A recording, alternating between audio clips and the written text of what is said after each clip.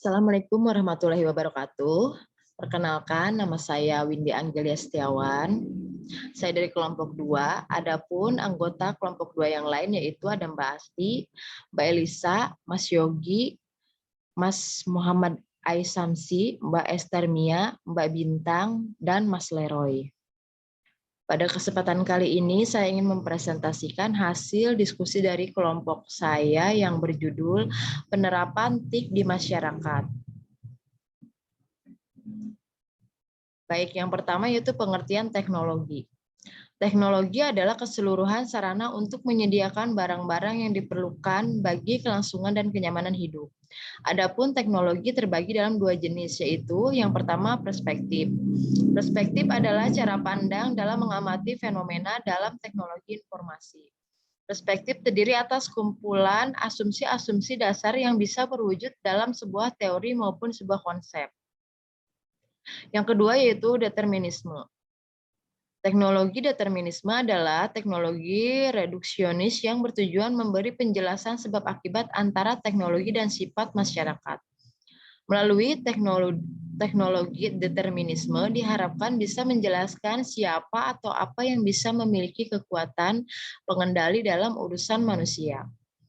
Teori ini mempertanyakan sejumlah mana pemikiran atau tindakan manusia dipengaruhi oleh faktor-faktor teknologi. Selanjutnya itu kemajuan teknologi informasi dan komunikasi dalam industri media di Indonesia. Kemajuan teknologi informasi dan komunikasi telah membuka tahap baru bagi masyarakat untuk memperoleh informasi secara otonom. TI atau teknologi informasi berkembang demikian pesat. Berbagai hardware dan software telah tercipta dan tersedia dengan model dan harga sangat variatif untuk memenuhi kebutuhan informasi yang lengkap, akurat, cepat, tepat, mudah, dan murah, yang mampu menembus batas ruang dan waktu. Tuntutan penguasaan dan penggunaan teknologi informasi bagi individu maupun organisasi perusahaan dewasa ini semakin nyata, dikarenakan beberapa hal sebagai berikut. Yang pertama yaitu ketatnya persaingan di pasar global, sehingga kecepatan memperoleh informasi sangat menentukan dalam mengatur strategi bersaing. Yang kedua yaitu perubahan pasar yang demikian cepat menuntut penguasaan teknologi informasi untuk mencermati dan mengantisipasinya. Yang ketiga yaitu perkembangan iptek mutakhir menuntut penggunaan dan pemanfaatan teknologi informasi yang semakin optimal. Dan yang keempat yaitu teknologi informasi telah menjadi maupun di era global. Selanjutnya itu jumlah pengguna internet di Indonesia. Pesatnya perkembangan teknologi informasi di berbagai bidang tak terlepas dari perannya dalam membuat, menyimpan, menyampaikan, hingga menyebarkan informasi. Penggunaan perangkat elektronik seperti televisi, komputer, smartphone pun turut membuat teknologi informasi kian dibutuhkan masyarakat luas. Jumlah pengguna internet di Indonesia. Jumlah pengguna internet di Indonesia pada Januari 2021 mencapai 202,6 juta orang. Bila dibandingkan dengan jumlah pengguna internet pada tahun 2020, ada kenaikan 15,5% atau lebih dari 27 juta orang dalam 12 bulan terakhir. Tidak hanya pengguna internet Indonesia yang naik, jumlah perangkat mobile yang terkoneksi juga melonjak menjadi 345,3 juta pengguna yang aktif di media sosial, berbagai platform. Bertambah menjadi 10 juta menjadi 170 juta. Nah, ini bisa dilihat gambarnya persentase. Persentase pengguna internet berusia 16 hingga 64 tahun yang memiliki masing-masing jenis perangkat. Mobile phone 98,3%, smartphone 98,2%, non-smartphone mobile phone 16%, laptop 74,7%, tablet 18,5%, TV streaming 6%, konsol game 16,2%, perangkat smartphone 5,7%, smartwatch 13,3%, dan perangkat virtual really 4,2%. Selanjutnya itu penerapan TIK di masyarakat. Yang pertama yaitu akses dan pemanfaatan TIK di masyarakat. Akses TIK dapat dilakukan melalui berlangganan telepon rumah atau kantor, selanjutnya itu berlangganan telepon seluler, berlangganan internet pita lebar di rumah atau di kantor, berlangganan internet pita lebar mobile. Yang kedua yaitu tingkat akses TIK dapat diukur melalui. Yang pertama yaitu jumlah rumah tangga yang memiliki komputer, selanjutnya yaitu jumlah rumah tangga yang akses internet, jumlah orang yang memiliki telepon seluler. Yang ketiga yaitu penerapan TIK di masyarakat, optimalkan penggunaan teknologi untuk tingkatkan pelayanan publikasi serta SDM. Kualitas pelayanan publik merupakan salah satu ujung dari keberhasilan informasi birokrasi dan menjadi barometer kepuasan masyarakat. Namun dinamika masyarakat yang masif menuntut pelayanan publik menjadi lebih cepat dan mudah. Oleh karena itu, ke depan diperlukan pemanfaatan teknologi digital yang lebih optimal untuk mendorong terciptanya pelayanan efisien dan responsif.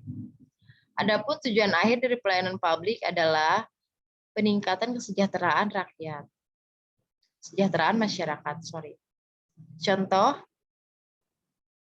kesejahteraan tersebut dapat dicapai diantaranya dengan menyediakan satu tempat di mana layanan-layanan untuk masyarakat dapat diakses melalui satu pintu. Dengan adanya pendirian mall pelayanan publik, MPP, di setiap kabupaten atau kota menjadi krusial. Selanjutnya itu akses TIK dan upaya pemerintah dalam pemerataan akses TIK di Indonesia. Perkembangan TIK juga dikenal sebagai era informasi yang ditandai dengan berkembangnya masyarakat di dunia berpengetahuan. Dalam kondisi pandemi, awal Maret 2020 menjadikan peringatan dini bagi Indonesia untuk memberikan akses jaringan internet yang merata. Karena aktivitas tatap muka dan sebagaimana besar aktivitas yang semula offline didorong menjadi online karena ada pembatasan kegiatan tatap muka di berbagai sektor. Dalam rangka pemerataan akses internet seluruh wilayah Indonesia, Kemenkominfo melakukan pencatatan pemerataan penyediaan akses internet melalui output prioritas nasional pada program penyediaan infrastruktur TIK antara lain. Yang pertama yaitu Palapari, yang kedua yaitu BTS, yang ketiga itu akses internet. Nah, selanjutnya itu pemerintah perlahan membangun sistem integrasi angkutan untuk di daerah dan trigger awalnya di Provinsi Jakarta. Diberi nama OKO-Trip Jaklingko, merupakan transformasi dari OKO-Trip. Jaklingko merupakan transformasi dari OKO-Trip. Nah, ini contohnya ya, gambarnya. Selanjutnya yaitu dampak positif teknologi informasi di masyarakat. Yang pertama yaitu memudahkan masyarakat dalam menyelesaikan pekerjaan sehari-hari dengan cepat dengan perangkat software yang selalu berkembang dan mudah digunakan oleh masyarakat. Yang kedua yaitu memudahkan masyarakat dalam berkomunikasi secara global di mana saja dan kapan saja. Yang ketiga yaitu menguntungkan perusahaan dan juga menambah lapangan di bidang perdagangan. Ini masyarakat lebih mudah untuk membeli atau menjual suatu barang dengan berbelanja secara online. Yang keempat yaitu memudahkan masyarakat dalam mencari informasi yang dibutuhkan. Yang kelima yaitu peningkatan hubungan pemerintah, dalam hal ini lembaga bersangkutan dengan pihak-pihak lain. Pemanfaatan teknologi informasi dalam bidang pemerintahan memiliki keuntungan antara lain peningkatan layanan kepada masyarakat. Yang keenam, untuk memantau kondisi sosial masyarakat, pemerintah memanfaatkan teknologi informasi dengan programnya yang disebut ICT 4PR. Manfaatnya itu sebagai sumber informasi dan sarana belajar dari masyarakat. Selanjutnya yaitu dampak negatif teknologi informasi di masyarakat. Yang pertama itu penyebaran virus komputer, yang kedua maraknya cybercrime atau kejahatan di dalam dunia maya. Yang ketiga yaitu pornografi, perjudian, penipuan, tayangan kekerasan. Yang keempat yaitu menimbulkan sifat yang cenderung malas. Yang kelima yaitu kepribadian terhimpit. Karena pengaruh informasi yang sifatnya global, maka manusia cenderung menjadi manusia yang terpengaruh oleh isu-isu global. Yang keenam yaitu pelanggaran hak cipta. Selanjutnya yaitu pola akses dan penggunaan TIK. Perkembangan dan pemanfaatan teknologi informasi dan komunikasi berdampak pada cara hidup manusia, mulai dari berkomunikasi, cara belajar, cara bekerja, cara berbisnis, dan lain-lain. TIK juga mengubah proses kerja dari statis menjadi digital, mobile, dan virtual. Akses internet pada rumah tangga Indonesia mengalami kenaikan yang cukup signifikan dan cenderung terus meningkat. Pola akses dan penggunaan TIK untuk individu dan rumah tangga. Individu adalah suatu organisme tunggal, sedangkan rumah tangga adalah kumpulan dari suatu individu. Jika suatu individu di dalam rumah tangga telah mengakses TIK, maka rumah tangga tersebut dianggap telah mengakses TIK. Dengan perkembangan TIK saat ini, maka masyarakat menginginkan sarana komunikasi yang mobile. Sehingga saat ini handphone bukan menjadi sebuah barang yang mewah lagi. Dan itu berdampak pada penggunaan telepon kabel menjadi sedikit peminatnya. Selanjutnya itu pengaruh perkembangan teknologi informasi terhadap bidang akuntansi manajemen. Sistem informasi akuntansi manajemen adalah sistem informasi yang memproses input sehingga menghasilkan output untuk mencapai tujuan khusus manajemen. Proses adalah inti dari sistem informasi akuntansi manajemen. Proses dapat dijelaskan oleh aktivitas seperti pengumpulan, pengukuran, penyimpanan, analisis, pelaporan, dan pengelolaan informasi. Output yang bisa dihasilkan dapat berupa laporan khusus, biaya produksi, biaya pelanggan, anggaran, laporan kinerja, bahkan komunikasi personal. Model operasional dari sistem informasi akuntansi manajemen diilustrasikan pada gambar 1. Sistem informasi akuntansi manajemen mempunyai tujuan utama yaitu yang pertama, untuk menyediakan informasi yang digunakan dalam perhitungan biaya jasa, produk, atau tujuan lain yang diinginkan manajemen. Yang kedua yaitu untuk menyediakan informasi yang digunakan dalam perencanaan, pengendalian, pengevaluasian, dan perbaikan yang berkesinambungan. Yang terakhir yaitu untuk menyediakan informasi yang berguna dalam pengambilan keputusan. Nah, ini contoh gambarnya ya.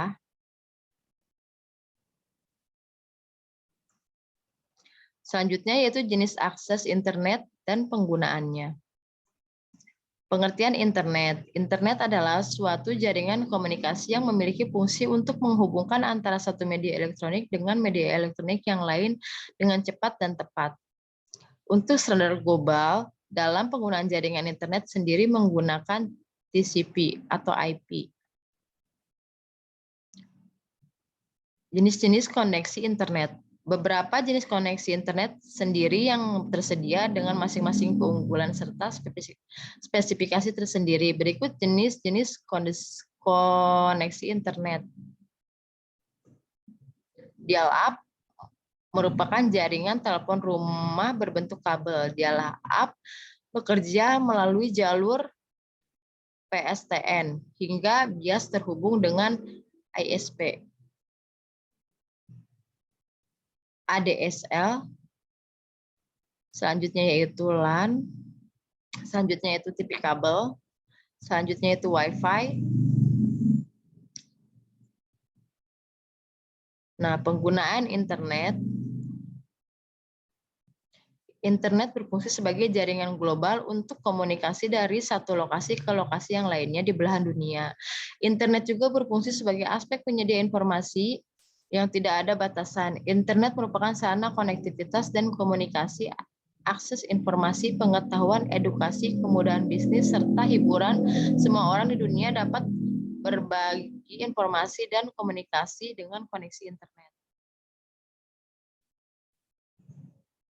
Sekian presentasi dari saya, kurang lebihnya mohon dimaafkan. Wassalamualaikum warahmatullahi wabarakatuh.